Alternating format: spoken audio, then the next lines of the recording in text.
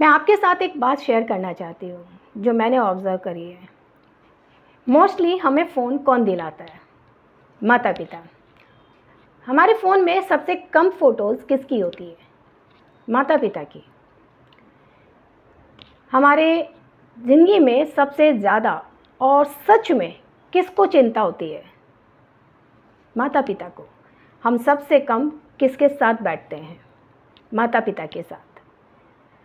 हमारी हर सिचुएशन में, ज़िंदगी की हर सिचुएशन में हमारे साथ हमेशा कौन खड़ा रहता है? माता पिता। हम सबसे कम किसके साथ बात करते हैं? माता पिता।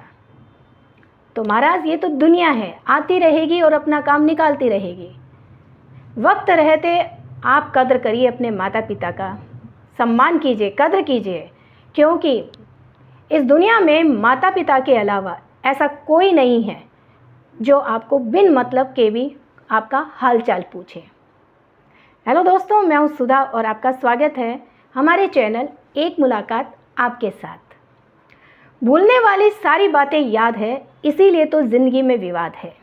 ये बात ट्रू है। ये कहानी है एक छोटी सी दो भाइयों की जो एक साथ रहते थे बड़े प्यार से, बहुत अपनापन, बहुत प्रेम था उन दोनों में। और दोनों की थोड़े दिनों के बाद शादी हुई, बच्चे हुए, कोई समस्या नहीं, कोई प्रॉब्लम नहीं। बड़े प्यार से अपनी ज़िंदगी जो है वो आराम से बिता रहे थे, मज़े कर रहे थे, दोनों एक दूसरे का साथ दे रहे थे। एक भाई जब बाहर जाता था तो दूसरा भाई पूरे परिवार का ध्यान रखता, जब दूसरा भाई बाहर जाता तो पहला वाला जो भाई है वो पूरे परिवार का ध्यान रखता। जो भी भाई बाहर जाता वो गिफ्ट लाता, सबके लिए खूब सारी चीज़ें लाता। बड़ा आनंदमय ज़िंदगी थी उनकी, खूब मस्ती से अपना एंजॉय के साथ वो ज़िंदगी बिता रहे थे। पर कहते हैं खुशियों को किसी की नज़र लगती है, ऐसा कहा जाता है। या ये भी कह सकते हैं कि सुख के बाद दुख आता है, क्योंकि सुख दुख जो है वो भाई बहन या भाई भाई होते हैं, ऐसे माना जाता है। तो भाई ऐसा है कि अचानक एक दिन उनको किसी एक बात पर झगड़ा हो गया, अनबन हो गई। जो छोटी सी अनबन है वो छोटी नहीं, वो बहुत बड़ी हो गई। वो झगड़ा बढ़ते बढ़ते बढ़ते बढ़ते बहुत बड़ा विवाद बन गया। इतना बड़ा कि जो छोटा भाई है वो बड़े भाई को अपमानजनक बातें कहने लग गया। बड़ा भाई है, उसको भी अच्छा नहीं लगा कि मेरे सम्मान को ठेस पहुंची, तो वो भी कुछ गलत गलत बोलने लग गया। अब दोनों भाइयों में जो है उस एक छोटी सी बात पे इतना बड़ा विवाद हुआ कि जो छोटा भाई है वो घर से वो दहलीज है वो ले लांग के चला गया। दोनों भाई अलग अलग रहने लग गए। अपना परिवार और अपना घर सब कुछ अलग हो गया। ऐसा कि कभी मानो कि किसी मॉल में या मार्केट में वो मिल भी जाते तो एक दूसरे से ऐसे देखते कि वो दोनों भाई है ही नहीं। इस तरीके का उनका रिश्ता बन गया। कुछ टाइम निकल गया, 10 साल बीत गए। एक बार क्या हुआ कि जो 10 साल बीत गए के बाद जो छोटे भाई की बेटी की शादी थी, तो बड़े उसको लगा कि बड़े भाई को आशीर्वाद तो देना ही पड़ेगा, तो बड़े भाई को तो आना ही होगा कि कोई बात नहीं, माफ़ी मांग लेंगे बड़े भाई से और सारा काम सही हो जाएगा।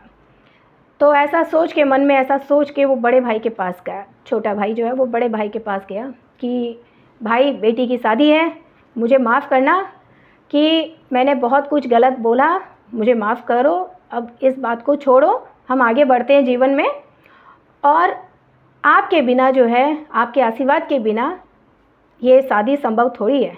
आप आइए और अपनी बच्ची को आशीर्वाद दीजिए और सारे काम आप संभालिए अपने हिसाब से। ये सब वो सुन रहा था, लेकिन बड़े भाई जो है उसके मन में चल रहा था कि जो छोटा भाई है वो ऐसे ही बोल रहा है, वो ढोंग कर रहा है, उसके अंदर तो बहुत चीज़ें चल रही होगी। ऐसी अपमानजनक बातें बोली थी, अभी भी उसको लग रहा था कि अभी भी उसके दिमाग में कुछ ना कुछ तो खिचड़ी पक रही है। बड़े भाई ने कोई प्रतिक्रिया जारी नहीं की, कुछ भी रिएक्ट नहीं किया। छोटे भाई फिर भी थोड़ी देर बोल पड़ा, लेकिन बोलने के बाद उसे लगा कि बड़ा भाई का कोई रिएक्ट तो कर नहीं रहा है, तो वो वहाँ से चला गया। तो उन दोनों भाइयों में एक चीज़ कॉमन थी, वो एक गुरुजी के पास जाते थे जिन्हें वो दोनों बहुत मानते थे, उनके उपदेश सुनते थे, उनके प्रवचन सुनते थे। तो एक बार जो है वो छोटा भाई है वो प्रवचन सुनने गुरुजी के पास गए, प्रवचन सुना और उनको बड़े दुखपूर्वक ही हो लेकिन प्रणाम करके और चलने लगा। तभी गुरुजी को आभास हुआ कि आज ये जो मेरा बच्चा है वो दुखी है। तो उन्होंने उसको बोला कि क्या हुआ बेटा, आज तुम दुखी क्यों हो? तो बोला गुरुदेव क्या हुआ कि जो मेरा बड़े भैया है उनसे मेरी अनबन हो गई थी, मेरा झगड़ा हो गया था किसी बात को लेके, जो 10 साल हम लोग बात ही नहीं करे। लेकिन अब बेटी की शादी है और मैं चाहता हूँ कि मेरे बड़े भाई जो है वो सारा काम संभाले, क्योंकि बड़े भाई के आशीर्वाद के बिना ये शादी थोड़ी ना लगती है। लेकिन मेरे जो बड़े भाई है उन्होंने कुछ बोला ही नहीं, कुछ समझा ही नहीं, उन्होंने पता नहीं कोई रिएक्ट ही नहीं किया, तो मुझे बड़ा दुख हो रहा है। तो गुरुदेव ने कहा कि कोई बात नहीं बेटा, ईश्वर सब करता है, सब अच्छा करेगा, जो करता है वो अच्छा करता है। ये कह के जो छोटा भाई है वो चला गया।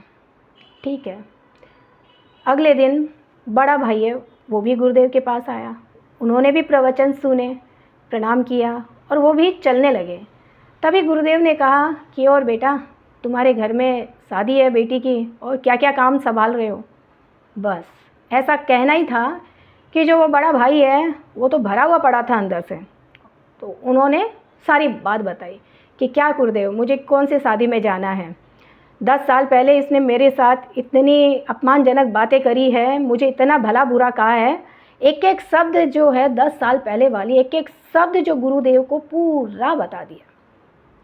तो गुरुदेव ने कहा कि ठीक है बेटा, छोड़, कोई बात नहीं, तुझे नहीं जाना है, कोई नहीं, हम अपने प्रवचन की अच्छी उनकी बातें करते हैं। तो बोले जी गुरुदेव। तो बोले बेटा, मैंने कल प्रवचन दिया था, उसमें बहुत अच्छी बात मैंने एक बताई थी। अब वो जो बड़ा भाई है वो सोचने लगा कि गुरुदेव ने प्रवचन में ऐसी कौन सी बात बताई कल। अब वो सोचता रहा। गुरुदेव ने कहा कि क्या हुआ बेटा, मैंने जो कल बताई वो जो बात है वो अच्छी बात बताओ। तो बोला गुरुदेव वो तो मुझे याद नहीं है। तो बोले क्या बात है बेटा, जो कल मैंने प्रवचन दिया, जो जिसमें अच्छी बात थी वो तुम्हें आज याद नहीं है। एक दिन पहले की बात तुम्हें याद नहीं, पर 10 साल पहले की एक एक बात तुम्हें याद है कि छोटे भाई ने क्या क्या तुम्हें कहा। तो तुम क्या है, तुम मतलब 10 साल पुरानी बातें याद करके तुम दुखी हो रहे हो। अरे उनको जब तक तुम याद करोगे, दुखी रहोगे, पछताते रहोगे, उदास रहोगे, कुछ नहीं मिलेगा, कुछ हासिल नहीं होगा ज़िंदगी में। ये सुन के जो है बड़े भाई को लगा कि ये तो बहुत गलत हो गया। वो गुरुदेव को प्रणाम करके अपने भाई के पास गया और कहा कि अरे बता भाई, क्या काम करने हैं, सारी जिम्मेदारियां मैं निभाऊंगा, तू टेंशन मत ले, बेटी की शादी बहुत धूमधाम से होगी।